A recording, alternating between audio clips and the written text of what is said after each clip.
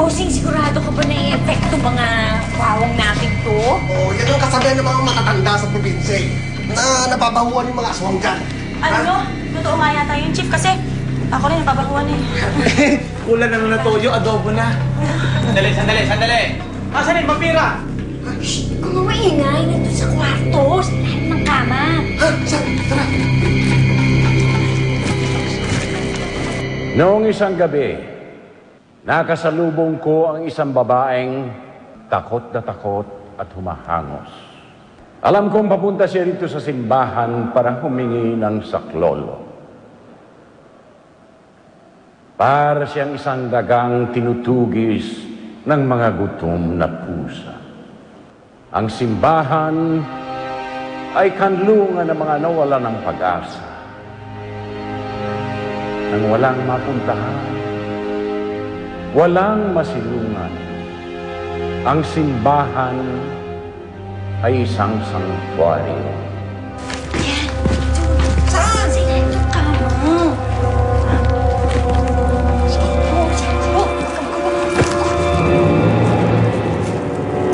Wala naman dito ah. Ay, naku! Nasaan na kaya yung vampira? Hindi, siya ko lang iniiwanan eh.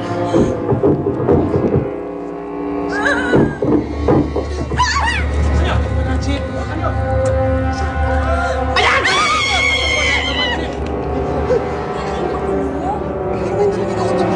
Saan? Doon pa. Mauna kayo! Pero ano ang ginawa natin kay Doktora Deborah? Hinusgahan natin siya. Mga mahal kong kapatid, sana matuto tayong magpatawad sa ating kapwa.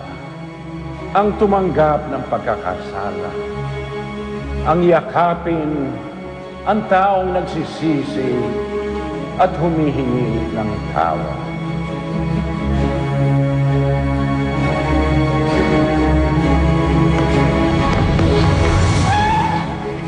Naku!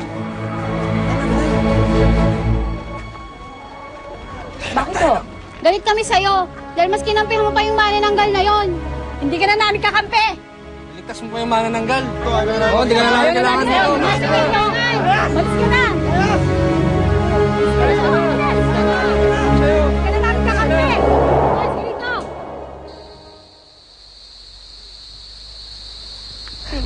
Di! Salamat at nakipagtagpo ka sa akin, Di. Saan ka pupunta, Di? Hindi na ako pwede dito sa San Martin. Alam na ng mga taong lihim ko. Alam ko na hindi nila ako bibigyan ng pagkakataon na magbago. Lalayo muna ako dun sa lugar na walang nakakakilala sa akin.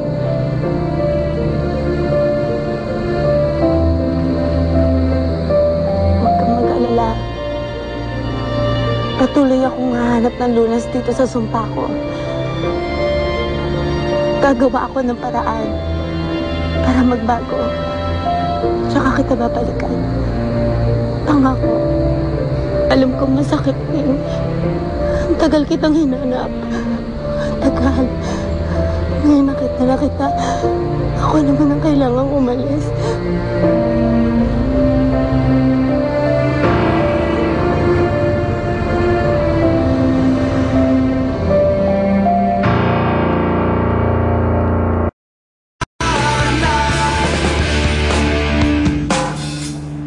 Usap-usapan.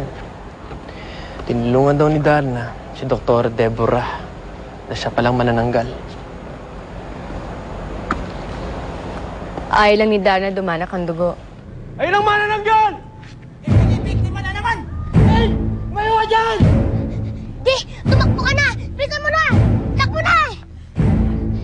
Isa natin mga kasama!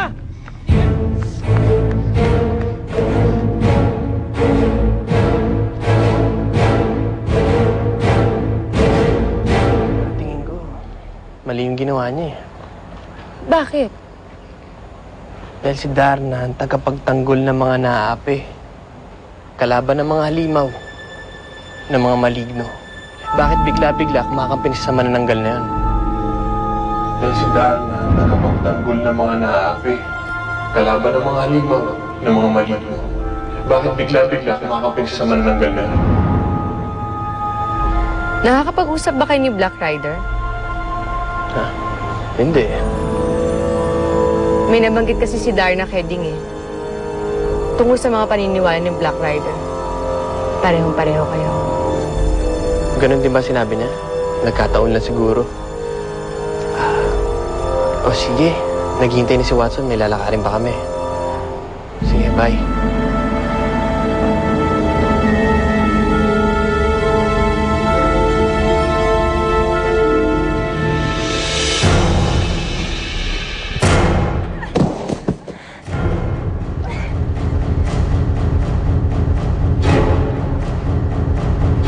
Magkikita na kayo na Satanas!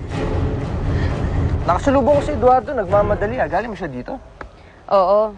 Medyo nagtalo nga kami. Tungkol kay Darna. Alam mo, mali kasi yung ginawa ni Darna eh.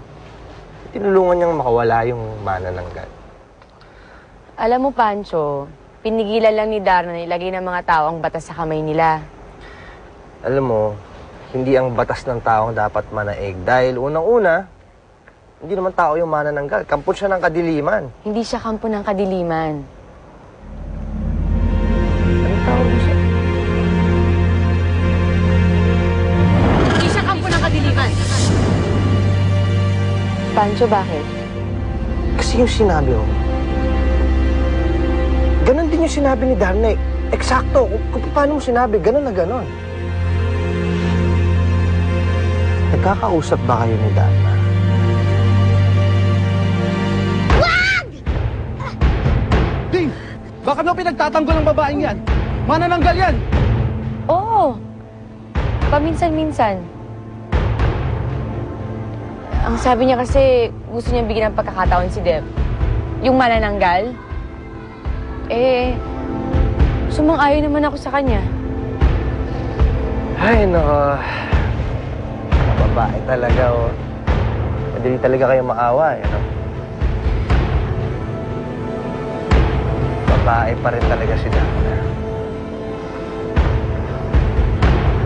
Tumakbo ka na, dali! Bakit mo siya pinatatakbo? Umabi ka nga. Ay! Huwag mo sasaktan ang anak ko!